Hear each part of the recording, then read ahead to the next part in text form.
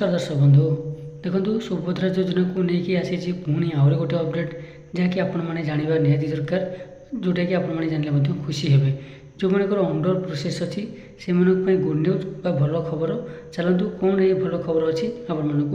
मुझे देखो जो मैंने गवर्नमेंट स्कीम विषय सब अपडेट पाइबा चाहते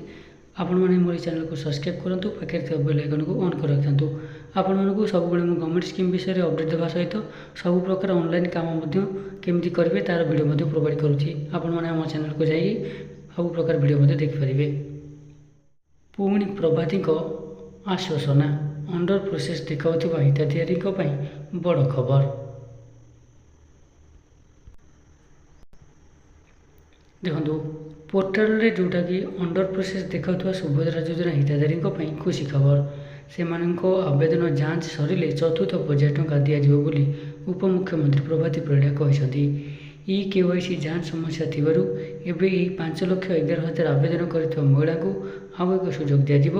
जो ओटीपी जरिया केवाईसी करथिले भी बायोमेट्रिक जरिया केवाईसी करने को उपमुख्यमंत्री अपील करछंती। केवाईसी अपडेट होई नथिबारु अटकी से आवेदन जोटा कि से आवेदन बर्तमान अटकी रही से चतुर्थ पर्याय टंका को स्थगित करागला। यही सब कम सरला चतुर्थ पर्याय टंका दिज्व यही सब केवाईसी जांच पर चतुर्थ पर्याय टंका दिज्व बोली सरकार घोषणा करछंती। कमन सर्विस सेंटर जनसेवा केन्द्र में केवाईसी जांच करें एवं अन्यपटे एवं 31,000 महिला ऑप्ट आउट होती से आउ थे अभियोग करें एवं से कथा विचार कर पोर्टाल जरिया अभियोग करने को अपील कर उपमुख्यमंत्री। बातिल होता 2,81,000 आवेदन 15% एवं भी जमी समस्या आवेदन पड़ रही। यही पर्यायर 20 लाख रु अधिक हिताधिकारी को सुभद्रा टंका मिल कहते प्रभाती परिड़ा। देखो मुझे बुझे दूसरी जी जो मनकर अंडर प्रोसेस अच्छी ये पर्यंत से सक्सेस होना स्टाटस से बहुत बड़ भल खबर जे आपण मैंने जो चतुर्थ पर्याय टंका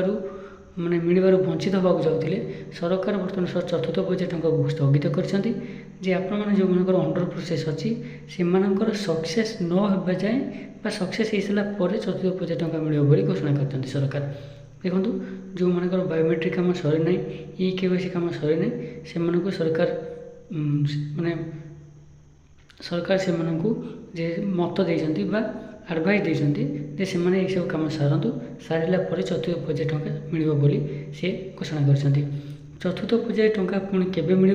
ता विषय कौन तारीख घोषणा करा जाए नहीं। आपण मैंने मोर चैनल को सब्सक्राइब करूँ पाखे बेल आइकन को ऑन कर रखिथां जिते बड़े भी जेकोसी अपडेट आसो सुभद्रा योजना रिलेटेड हो कि जेकोसी सरकारी योजना रिलेटेड हो आपण मानक सर्वप्रथमे आपण मानक पाखे पहुँचेबी। आपण मैंने मन रखु